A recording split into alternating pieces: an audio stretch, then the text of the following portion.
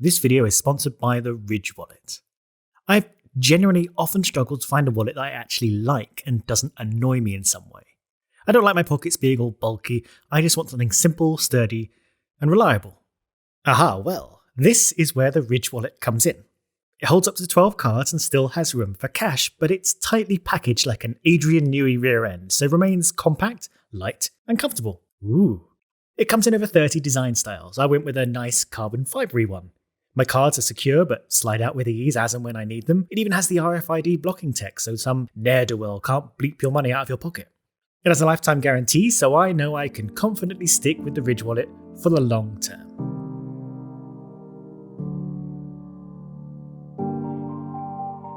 You too can own the Ridge wallet by going to ridge.com/chainbear and using the unique code chainbear to save yourself 10%.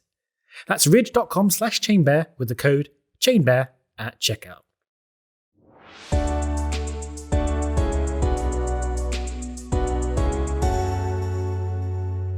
Watching Russell and Bottas collide and crash pretty violently out of the Imola Grand Prix led to a lot of debate across fans and between the drivers in the heat of the moment over who was to blame for the incident. This is pretty normal. Whenever there's a close tussle between drivers that ends up with one or both of them losing out with damage or running off track and losing time, there's an instinctive need to determine who was at fault. In the Russell-Bottas incident, Russell had slipstream and DRS resulting in significant overspeed on Bottas. That is, he had a serious speed advantage down the main straight and towards turn 2, the first real corner of the track. Unusually for a Mercedes, particularly against a small fish like Williams, Bottas was a bit of a sitting duck really.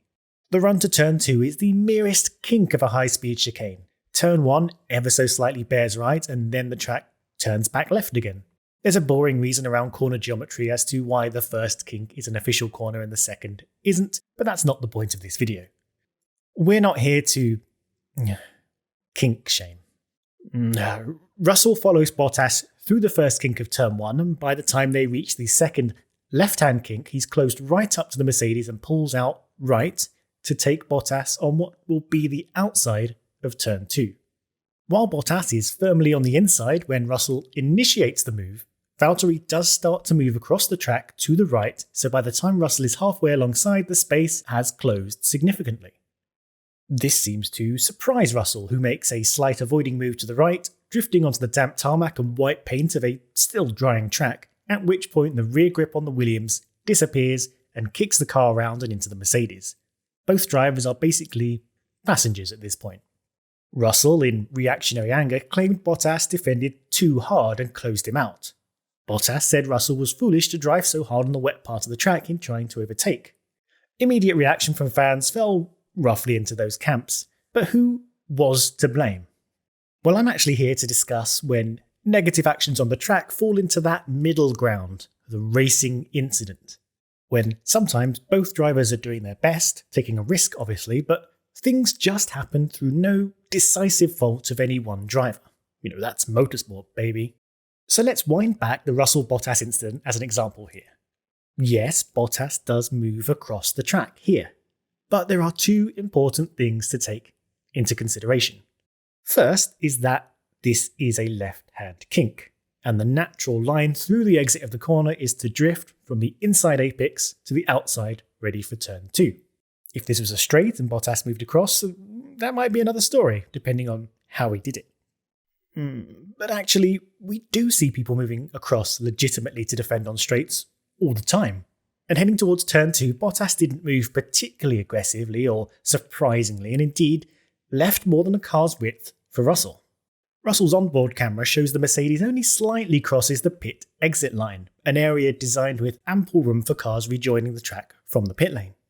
So Russell did seem to have enough room and probably overreacted to the closing space, unwittingly expecting Valtteri to stay further inside. And if you look at other overtakes in that same area, Hamilton being the best example, you'll see a similar amount of space available and aggression given by the defender, but Lewis holds a braver line around the outside. Now, these aren't quite comparables due to different track conditions, but the point remains that if Russell had held his line a little more firmly, he might have had a good chance down into turn 2. So it's Russell's fault then. I'd say yes, it was his mistake, but not one worthy of racing infraction. It was a minor error in the heat of the moment that blew up into catastrophic consequences. The move was on the table, there was no harm in him going for it. But he misstepped. It wasn't an overly aggressive overtake, just a drift onto a slippery surface. A racing incident. A racing incident is something that just might happen when you got two very fast cars fighting together on track with centimetres to spare and split seconds to make decisions. And that's a key thing people, including me, need to remember. This is all something that happens in a matter of seconds, maybe fractions of a second. We get the luxury of multiple replays, slow motion, analysis and discussion debating who should have done what and why. But the drivers, they get one chance in one short moment to decide what to do. How late to brake, where to position the car, whether to go for a move or wait for the next opportunity. Will there even be a next opportunity? And if they make a decision and the track has less grip than they thought, or the other car moves in a way they didn't expect, or even if they make a slight misjudgment over how quickly they can get the car slowed down, well, they can be off track, damaged, forcing someone onto the grass, or taking both cars out. Now, these are top-tier drivers being paid the large dollar, so we can only give them so much leeway, of course. They are supposed to be able to make these marginal calls in the shortest amount of time, to know the car and to feel the situation. But it is often such a quick and marginal judgment. And we need to remember that. So what might have made the Bottas-Russell case not a racing incident? As with our recent chat about track limits, we head to good old Article 27 of the Sporting Regulations, which details driving. This article is actually pretty short, and Section 27.4 is the important part here. At no time may a car be driven unnecessarily slowly, erratically, or in a manner which could be deemed potentially dangerous to other drivers or any other person. Now, this is pretty vague, isn't it? It's been worded this way for years, and deliberately so. This greyness of definition gives stewards a lot of room for using context to assess each individual situation on its merits and try to come to a fair conclusion. Slamming on the brakes to surprise a car nipping at your heels, darting across the track at the last minute, or doing something obnoxious like weaving would all be cause for stewards' concern, for example. But there are some key bad manoeuvres that are generally understood between the drivers and stewards that will immediately put you under the spotlight of shame. In fact, these behaviours were hard-coded into the sporting regulations for a while until they were compounded into this broader, less explicit version we just read out. If we look at the first draft of the 2017 sporting regulations against its revision, we see the simple, if vague, language of the current 27.4 was previously expanded into 4 much more specifically worded articles. For example, you shouldn't move in more than one direction to defend your position. Like you can't zigzag like a roadblock. That's dangerous and a bit unfair, honestly.